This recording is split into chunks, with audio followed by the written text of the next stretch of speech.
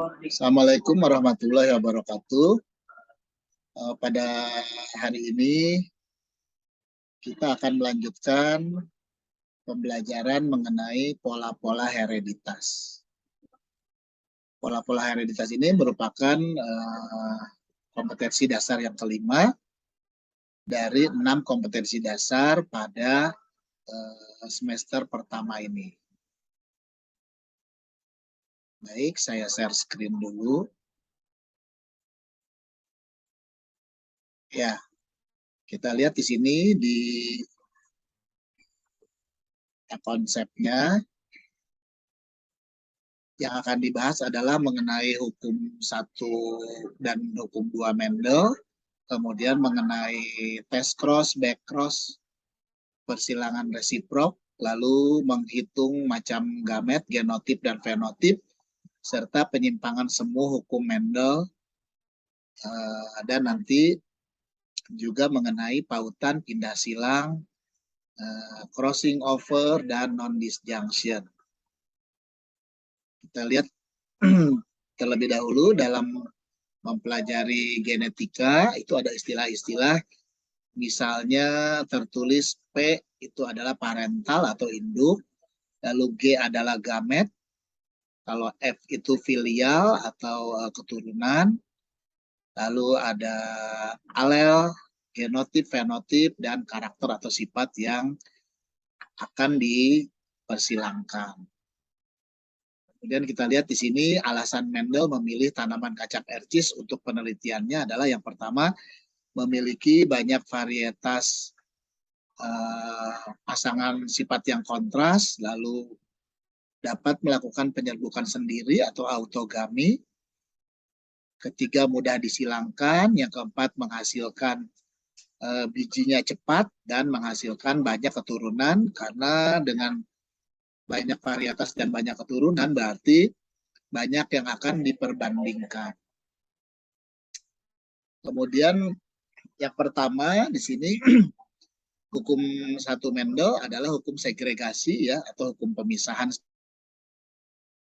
Caranya adalah pada waktu pembentukan gamet, gen-gen akan memisah secara bebas.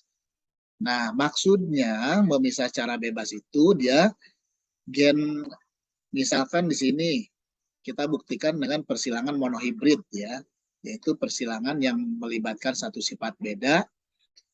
Misalnya di sini bunga ungu dengan bunga putih, kalau ungunya homozigot dominan dan putihnya homozigot resesif dalam bagan persilangan berikut, maka pada F1 itu adalah dihasilkan bunga ungu yang heterozigot.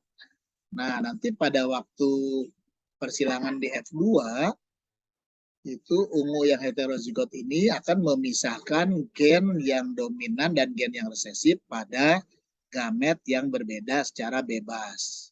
Jadi di sini terlihat di F2-nya akan dihasilkan rasio fenotip pada F2 yaitu ungu 3 dan putih 1, sementara rasio genotipnya ada U besar 1, U besar U kecil 2, dan U kecil 1. Itu mengenai hukum 1 Mendel.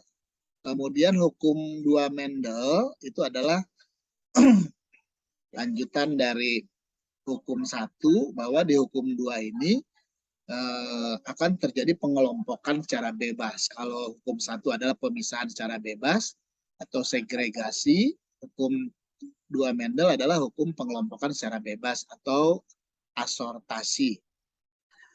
Nah, karena pengelompokan secara bebas berarti alelnya harus berbeda. Di sini dapat dibuktikan dengan persilangan dihibrid ke atas.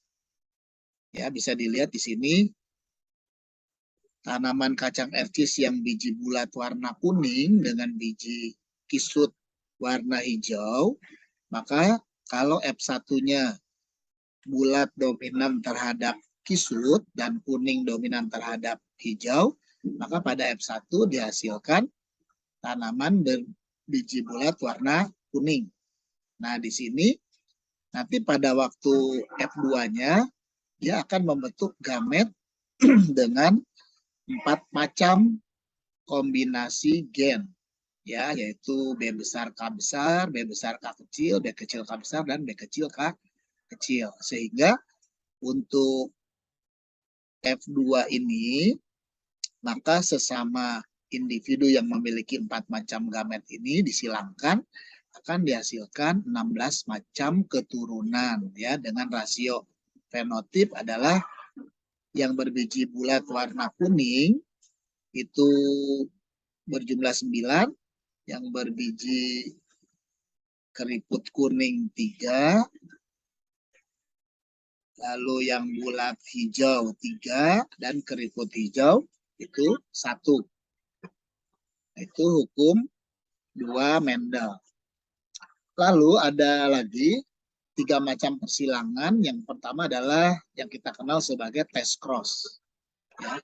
Test cross adalah menyilangkan antara suatu individu yang belum diketahui genotipnya dengan individu yang bergenotip homozigot resesif. Tujuannya adalah untuk mengetahui apakah genotip individu F1 yang kita silangkan itu apakah homozigot dominan atau heterozigot. Karena individu-individu yang dijadikan bibit unggul itu harus yang homozigot dominan ataupun homozigot resesif. Tergantung dari sifat unggulnya apakah dominan, apakah resesif. Jadi tidak boleh heterozigot, ya. Kemudian jika di tes cross itu misalkan hasilnya adalah 50% hitam, misalnya di sini ya, marmut hitam dengan marmut putih disilangkan, F1-nya adalah hitam.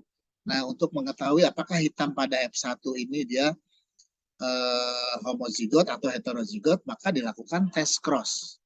Tes cross ini, kalau misalkan hitam pada F1 ternyata perbandingannya adalah yang hasil tes cross hitam berbanding putih 1:1, maka itu bisa dipastikan bahwa individu F1 hasil tes cross adalah heterozigot. Tapi kalau hitamnya 100% hitam, berarti individu pada F1 adalah homozigot dominan, gitu ya. Nah, itu test cross. Lalu ada lagi back cross. Kalau back cross itu bedanya dengan test cross. Kalau back cross tidak harus disilangkan dengan individu yang homozigot resesif, tapi dia boleh dengan yang homozigot dominan atau yang heterozigot, tergantung salah satu induknya.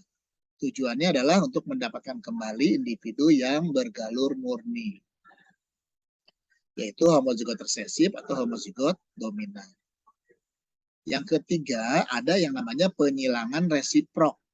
Penyilangan resiprok itu adalah penyilangan dengan menukarkan jenis kelamin individu agar diketahui apakah suatu sifat itu dibawa oleh jenis kelamin atau tidak, ya. Seperti misalnya kalau di manusia ada buta warna, ada hemofili, gitu. Jadi contohnya misalkan warna bulu hitam pada ayam misalnya. Kalau induknya itu ayam jantan hitam disilangkan dengan betina putih, misalkan F1-nya menghasilkan individu berwarna hitam, lalu penyilangan resiproknya ditukar. Jadi yang jantannya putih dengan betina hitam. Kalau F1-nya berwarna hitam juga, nah maka bisa disimpulkan bahwa warna hitam dan putih pada ayam itu tidak tergantung jenis kelamin. Gitu. Ya, baik. Untuk pola-pola hereditas, untuk hari ini sampai di sini dulu, sampai penyilangan resiprok. Untuk sifat-sifat lainnya nanti kita lanjutkan pada pertemuan yang akan datang. Demikian, Assalamualaikum warahmatullahi wabarakatuh.